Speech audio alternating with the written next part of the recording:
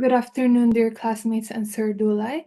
We are the fourth group, and today we'll be discussing about the fourth chapter entitled The Corporate Culture, Its Impact and Implications.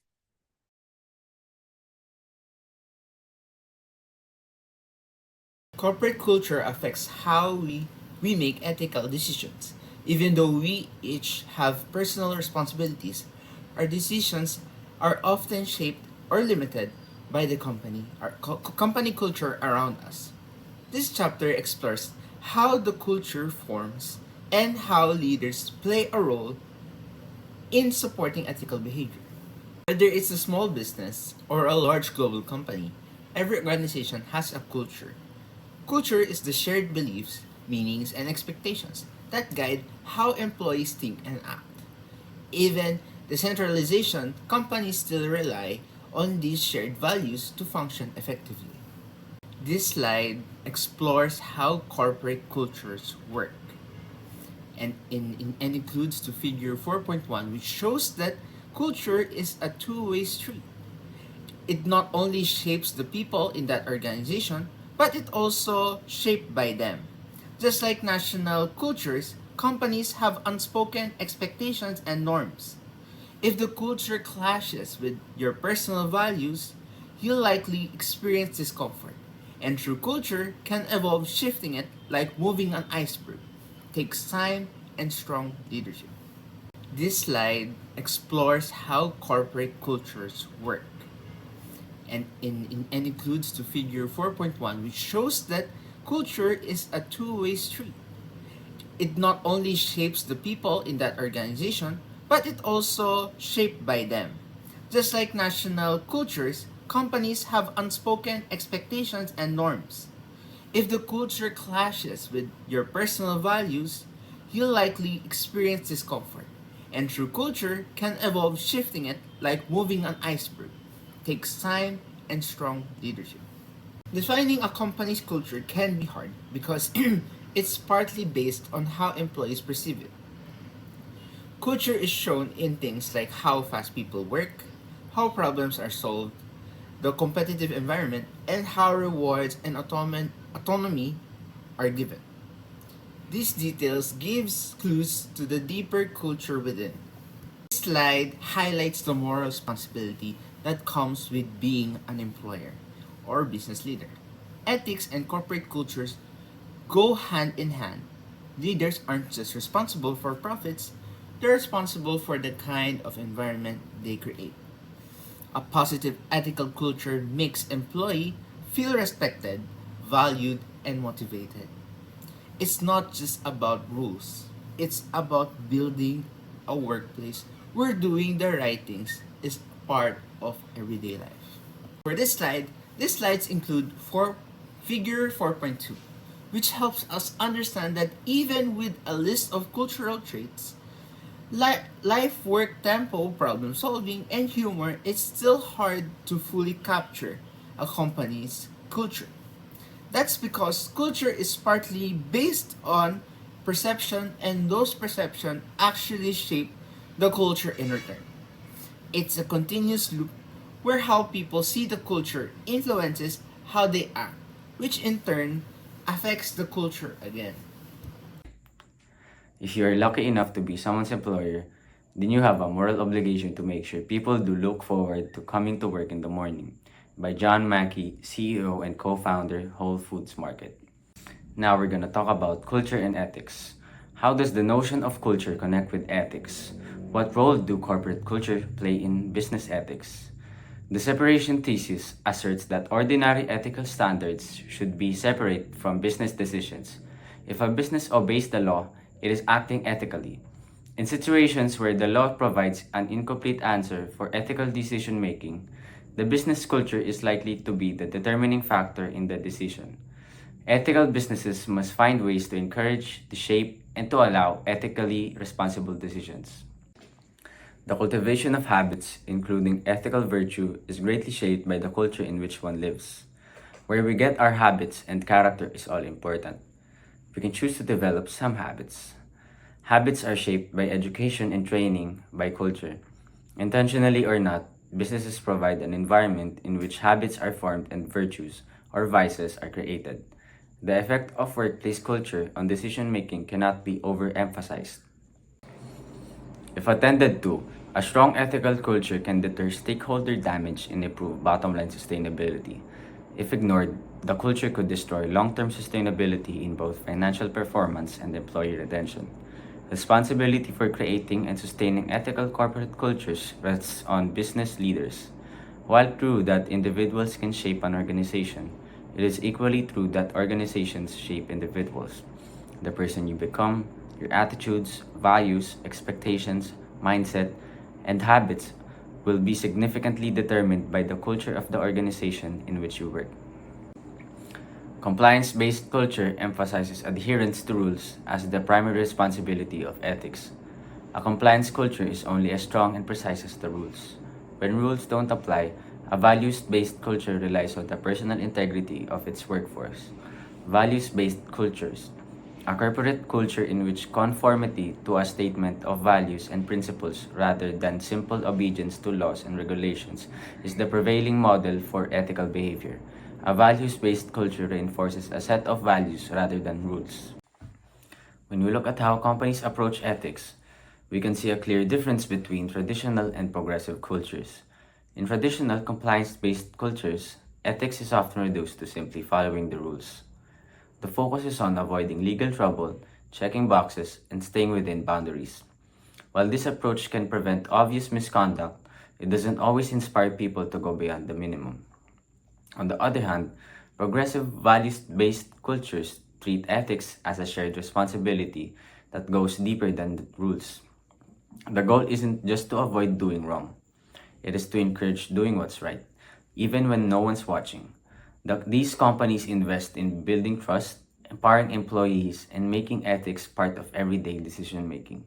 So while traditional cultures focus on control and caution, progressive cultures focus on purpose and integrity. And in today's fast changing business world, that shift in mindset can make all the difference.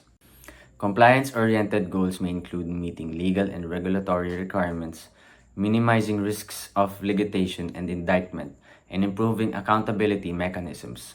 The goals of a more evolved and inclusive ethics program may entail maintaining brand and reputation, recruiting and retaining desirable workers, unifying a firm's global operation, creating a better working environment, and lastly, doing the right thing as well as doing things right. Louis Gerstner, the former IBM CEO, said that culture isn't just one aspect of the game, it is the game. This means that a company's success depends more on its people and values rather than just its strategy or products. A strong ethical culture shapes how employees act, make decisions, and create value together. In the end, it's people, not plans, that drive real success. Corporate leadership holds the main responsibility for shaping and maintaining a company's culture. The values and behavior of top leaders, or what we call the tone at the top, influence how everyone else in the organization acts. A 2013 study found that senior leaders are actually more likely to break the rules than lower level employees, and 60% of reported misconduct is linked to managers. This shows how powerful leadership behavior can be, either positively or negatively. If leaders act unethically, it sends a message that such behavior is acceptable. But if they consistently act with integrity, they become role models who encourage ethical conduct across the entire organization. Leadership influences company culture not just through personal behavior, but through decisions, systems, and priorities. For example, the way a company allocates its budget shows what it truly values. When ethics officers first appeared in the 1990s, the resources they were given reflected how seriously leadership took ethics. To build a strong ethical culture, leaders must go beyond quiet integrity. They need to be visible in their ethical actions and people oriented in their leadership style. If leaders want ethics to be a real part of the company culture, they must actively shape it, support it, and model it. This is because ethical leadership has a significant and deep organization wide impact. How do the effective leader and the ethical effective leader differ? Not all effective leaders are ethical leaders. The key difference lies in how they lead and motivate others. Ethical leaders focus on the methods they use, leading with fairness, integrity, and respect. For example, transformational and transactional leaders empower their teams to take initiative and solve problems, rather than just relying on fear or manipulation. True ethical leadership isn't just about achieving results, but about achieving them the right way. To be an ethical leader is not just about reaching goals, it's about how you reach them. Ethically appropriate leadership methods are essential, but so are the goals themselves. In business, basic goals like productivity and profit are important, but they aren't enough to define ethical leadership. A true ethical leader also pursues socially responsible goals like fairness, sustainability, and positive impact on society, alongside profitability. A strong ethical culture is built through leadership, clear values, and ongoing monitoring. One key sign of ethical leadership is how well values are communicated across the organization. But before creating a code of conduct, a company must first define its mission. The code should reflect that mission and guide everyday decisions. When done right, a values based code not only enhances reputation, but it also serves as a powerful tool for risk management. A company's mission should be inspiring and serve as a guiding compass for all decisions. When created through a participatory process, it defines the core values that shape future actions. A strong mission sets non negotiable principles that leaders and employees must follow, no matter the goals. From a universalist perspective, many decisions might be made with the end in mind, but none should ever breach the underlying mission as an ultimate dictate. It is essential to ask, what does a company truly stand for, and why does it exist? What is its purpose? Answering these questions helps define a clear vision and guiding principle for the organization. To create real cultural change, leaders must also outline specific steps for how the shift will happen between the organization and its stakeholders. For a code of conduct to truly shape company culture, there must be a genuine belief that ethical culture is possible and achievable. While individual businesses create their own codes, industries and professions often have broader codes that apply to anyone operating in that field. These codes help set shared standards for behavior across companies and professionals in those arenas. In Ethics Code Guidelines, the Ethics Resource Center provides the following guidelines for writing an ethics code. First, be clear about the objectives the code is intended to accomplish. Second, get support and ideas for the code from all levels of the organization. Third, be aware of the latest developments in the laws and regulations that affect your industry. Fourth, write as simply and clearly as possible. Avoid legal jargon and empty generalities. Six, or fifth, sorry, respond to real life questions and situations. Six, provide resources for further information and guidance. And lastly, in all its forms, make it user friendly because ultimately a code fails if it is not used. Let's now talk about cultural integration. Integration can take different forms, depending both on the organizational culture and the ultimate goals of the process. One of the most decisive elements of integration is communication. Communication of culture must be incorporated into the firm's vocabulary, habits, and attitudes to become an essential element in the corporate life, decision making, and determination of success. Effective integration processes should have incentives in the right place to encourage ethical decision making and check whether it is evaluated during a worker's performance review. But how does communication about ethical matters occur? Reporting ethically suspect behavior is a difficult thing to do. Nobody likes being a tattletale, and those who report may be retaliated against. One of the practices is whistleblowing. It is a practice in which an individual within an organization reports organizational wrongdoing to the public or to others in position of authority. Whistleblowing is a classic issue in business ethics. It can have extremely negative connotations depending on the culture and environment where it occurs. Vocabulary has an impact, and a change of language could inspire workers to feel a sense of empowerment from their contribution to the corporate culture. Whistleblowing occurs internally and externally. Reporting to external groups can be very harmful, and internal mechanisms for reporting wrongdoing are preferable. In cultural integration, internal reporting mechanisms must be effective. First, they must allow confidentiality if not anonymity, and they must strive to protect the rights of the accused parties. Company norms and culture can encourage internal reporting. Many firms have created ethics ombudspersons and internal or external reporting helplines. One challenge with reporting systems is they do not make the values of their organization clear, like what is or is not accepted within the company's culture. Firms ensure a successful reporting scheme by ensuring the following methods are followed. First, leaders should model the act of reporting of wrongdoing. Second, leaders can explain the decision-making process that led to their conclusion. Third, crisis management teams are often unsuccessful, but running drills or rehearsals of challenging events is a valuable exercise that can be followed. Fourth, allow sufficient time for reflection in order to reach responsible decisions might encourage consideration of appropriate implications. And lastly, consistently and continuously communicate values and expectations to all stakeholders. In assessing and monitoring the corporate culture, monitoring an ongoing ethics audit allows the discovery of silent vulnerabilities, which could pose later challenges. Effective monitoring system may include significantly positive objectives, like how to better allocate resources, determine whether a program is keeping the pace with organizational growth, whether all of the program's positive results are being accurately measured and reported, and the firm's compensation structure is adequately rewarding ethical behavior. And lastly, whether the tone at the top is being shared effectively. How do you detect a toxic culture? First, a clear sign is lack of values for the organization. Second, warning signs can occur in the various components areas of the organization.